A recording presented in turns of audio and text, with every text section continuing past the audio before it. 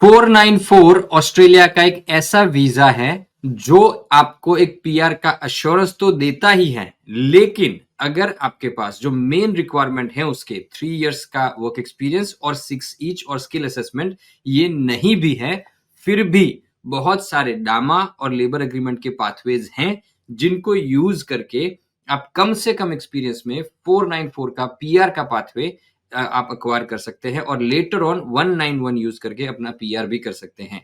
आज के सेशन में जानेंगे कि 494 वीजा एम्प्लॉयर और एम्प्लॉई दोनों के लिए कैसे बेनिफिट होता है, क्या क्या बेनिफिट्स होते हैं, एम्प्लॉय को भी क्या क्या बेनिफिट होते हैं और जो उनको हायर करते हैं वो एम्प्लॉयर्स जो होते हैं उनको भी क्या क्या बेनिफिट होते हैं, ये सब कुछ आज के सेशन में जानेंगे। नमस्कार, मेरा नाम है Krunal Nayak, registered migration agent from grow more immigration. और ऐसे ही इंफॉर्मेटिव लाइव सेशंस देखने के लिए प्लीज आप हमारी कम्युनिटी ज्वाइन कीजिएगा, जहां पे आप लाइव देख सकते हो, आपके क्वेश्चंस पूछ सकते हो और ये बारकोड स्कैन करके आप हमारा लकी ड्रॉ भी विन कर सकते हो, जहां पे आपको 15 मिनट्स का फ्री कंसल्टेशन मेरे साथ मिलेगा and you can participate every day. So please join our live sessions and thank you so much for watching this video.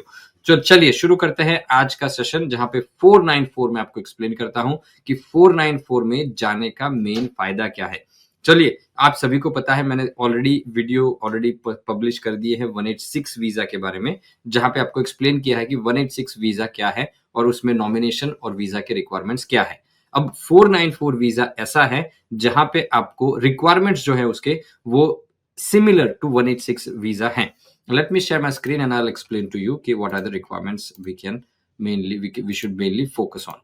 तो आप मेरे स्क्रीन पे देख सकते हो, ये डिपार्टमेंट ऑफ इमिग्रेशन का वेबसाइट है और जहां पे 494 वीजा के 3 पाथवे दिखाए गए हैं। एक एम्प्लॉयर स्पॉन्सर्ड पाथवे है, दूसरा लेबर एग्रीमेंट पाथवे है और तीसरा है सब्सिक्वेंट एंट्रेंट, जो पार्टनर और फैमिली मेंबर्स के लिए होता है। तो पहले ये दोनों पाथवे समझते हैं कि क्या क्या होता है। अब अगर आप एम्प्लॉयर स्पॉन्सर्ड पाथवे में जाते हो, मतलब कि आप अपना 494 वीजा एसबीएस पाथवे में कर रहे हो, जहां पे आपको एसबीएस करना है, लेबर मार्केट टेस्टिंग करना है, नॉमिनेशन करना है और वीजा करना है। ये सिंपल प्रोसेस आपको फॉलो करना है 494 के लिए।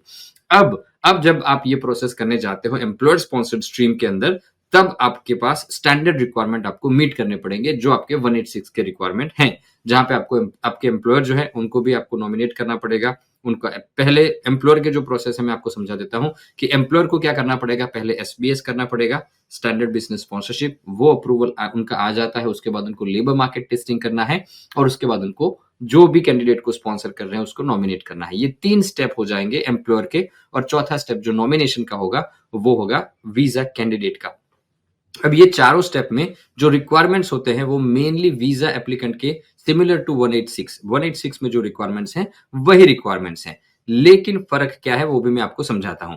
कि अब रिक्वायरमेंट्स तो सेम है। क्या रिक्वायरमेंट्स है कि आपके पास पोस्ट क्वालिफिकेशन 3 साल का एक्सपीरियंस होना चाहिए, आपके पास 6 ईच होने चाहिए और आपके पास आपके ऑक्यूपेशन में स्किल्स असेसमेंट होना चाहिए। ये जो सारे रिक्वायरमेंट्स हैं, यहाँ पे आप जाएंगे तो या एलिजिबिलिटी रिक्वायरमेंट में आप देख पाएंगे। पहला रिक्वायरमेंट है एज का। आप अगर 494 करने जा रहे हैं स्टैंडर्ड पाथवे में, तो आपका एज क्रिटिकल वो रोल प्ले करता है। 494 के लिए और 186 दोनों के लिए आपका एज अराउंड 45 से कम होना चाहिए, नॉट अराउंड 45 या उससे कम होना चाहिए, and must be under 45 years of age। 45 से अंडर होना चाहिए। 45 अगर कंप्लीट हो जाते हैं तो आप एलिजिबल नहीं रहते हो, लेकिन ये स्टैंडर्ड पाथवे में है। अगर आप लेबर एग्रीमेंट पाथवे, अगर आप जैसे मैंने ये स्टैंडर्ड पाथवे सिलेक्ट किया है, जहां पे अगर हम लेबर एग्रीमेंट पाथवे सिलेक्ट करते हैं, if you check that pathway, यहाँ पे एलिजिबिलिटी में जाएंगे तो यहाँ पे एज का रिक्वायरमेंट है, unless labor agreement states otherwise you must be under 45 years of age when you can apply for this visa। तो अगर आप लेबर एग्रीमेंट पाथवे में जा रहे हो तो वहां पे आपको एज का फ्लेक्सिबिलिटी मिल जाता है 55 इयर्स तक का। तो बहुत सारे डामा और बहुत सारे लेबर एग्रीमेंट्स हैं जो आपको 55 इयर्स तक का एग्जम्पशंस देते हैं। लेकिन अगर आप मेन रिक्वायरमेंट अगर चेक करते हैं, let's go back to this original requirements, तो यहाँ पे एज का रिक्वायरमेंट है, देन आपका नॉमिनेशन होना चाहिए, आपके पास स्किल क्वालिफिकेशन और वर्क एक्सपीरियंस होना चाहिए। स्किल आपका skill assessment is compulsory, positive skill assessment आपके पास होना चाहिए। आपका जो वर्क एक्सपीरियंस है वो 3 साल का पोस्ट क्वालिफिकेशन होना चाहिए, या फिर अगर आपने जो भी लिया है वो वर्क एक्सपीरियंस वो विद इन लास्ट 5 इयर्स होना चाहिए।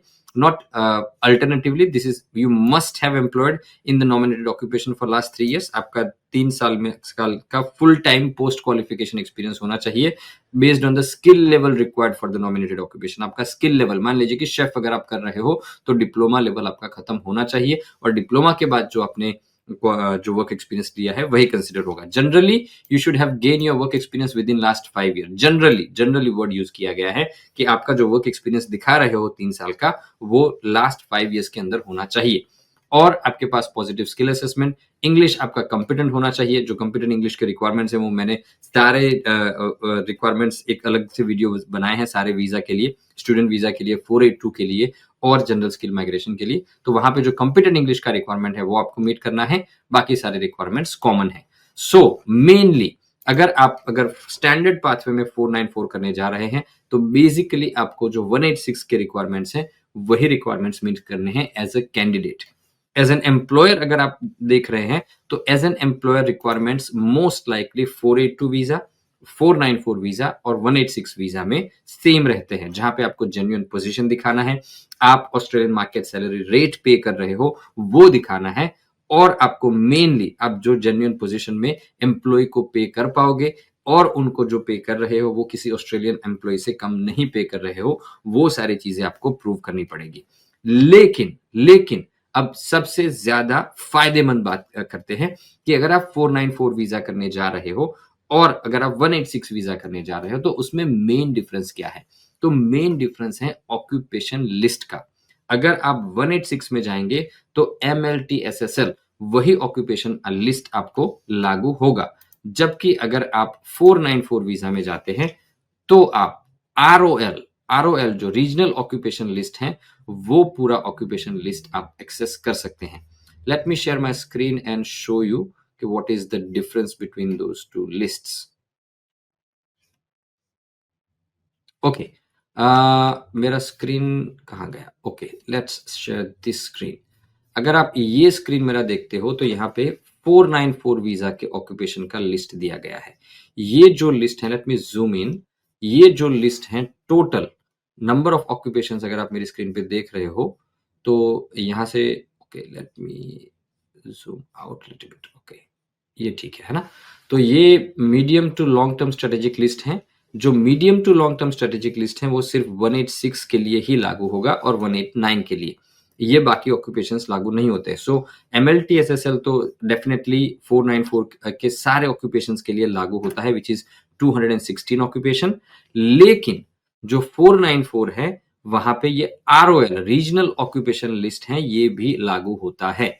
आप ये सारा लिस्ट अगर देखो तो बहुत सारे ऑक्यूपेशंस यहाँ पे इंक्लूडेड हैं एंड दिस ऑक्यूपेशंस जहां पे आप इवन एलिजिबल हैं 186 के लिए तो भी डायरेक्ट 186 नहीं ले सकते हैं. तो वहां पे 494 का जो ROL है जहां पे 434 ऑक्यूपेशंस ऐड किए गए हैं, ये सारे ऑक्यूपेशंस आप एक्सेस कर सकते हैं फॉर 494 वीजा. तो मेन बेनिफिट क्या है 494 और 186 के बीच में, कि अगर आपका ऑक्यूपेशन ऐसा है कि जहां पे आप डायरेक्ट 186 के लिए एलिजिबल नहीं होते हो, देन आप अपना 494 अप्लाई कर सकते हैं. और 494 जब आपने अप्लाई किया तो वो एक 5 साल का वीजा मिल जाता है आपको, जस्ट लाइक 491, कि जहां पे आपको 491 में कंडीशन नहीं होता है ये, लेकिन 494 में ये कंडीशन होता है कि 5 साल के वीजा के ड्यूरिंग आप अपने एम्प्लॉयर के साथ 3 साल काम करते हैं और 3 साल के बाद आप अपना 191 अप्लाई कर सकते हैं. तो बेसिकली 6 ईच अगर आप अचीव नहीं कर सकते हो तो डामा या लेबर एग्रीमेंट का यूज करके 494 में बहुत सारे ऑक्यूपेशंस, बहुत सारे मतलब there are numerous occupations in the labour agreement stream and सारे जो डामा है वो स्ट्रीम में भी बहुत सारे ऑक्यूपेशंस ऐसे हैं जो स्किल लेवल 3 या 4 में है, जो हमारे ROL में या बाकी सारे ऑक्यूपेशन लिस्ट में अवेलेबल नहीं है. फिर भी वो सारे ऑक्यूपेशंस 494 अप्लाई कर सकते हैं. उसके लिए आपके जो एम्प्लॉयर है वो बेसिकली आपको रीजनल एरिया में चाहिए.